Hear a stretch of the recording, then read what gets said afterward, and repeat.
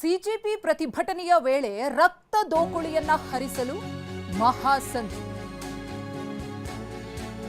ಪಾಕಿಸ್ತಾನದ ಷಡ್ಯಂತ್ರವನ್ನ ಪಂಜಾಬ್ ಪೊಲೀಸರು ಬಯಲು ಮಾಡಿದ್ದಾರೆ. 4 ಅಪ್ರಾಪ್ತರು ಸೇರಿ 9 ಮಂದಿ ಶಂಕಿತ ಉಗ್ರರ ಬಂಧನ ಆಗಿದೆ.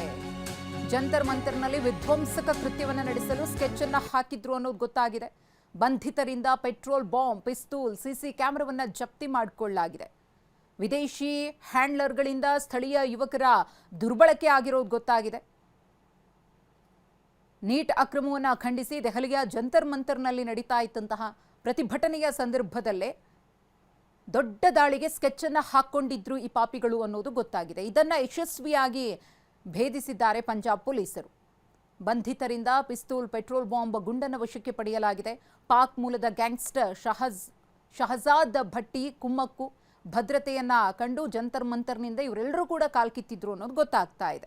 ರೈಲ್ವೆ ಹಳಿಗಳ ಬಳಿ ಸಿಸಿಟಿವಿ ಕ್ಯಾಮೆರಾವನ್ನ ಅಳವಡಿಸಿ ಕಣ್ಗಾವಲನ್ನ ಇರಿಸಲಾಗಿತ್ತು. ಆ ಭದ್ರತೆಯನ್ನ ಭೇದಿಸಿ ಇವರಿಗೆ ಮುಂದೆ ಬರೋದಕ್ಕೆ ಸಾಧ್ಯ ಆಗಿರಲಿಲ್ಲ.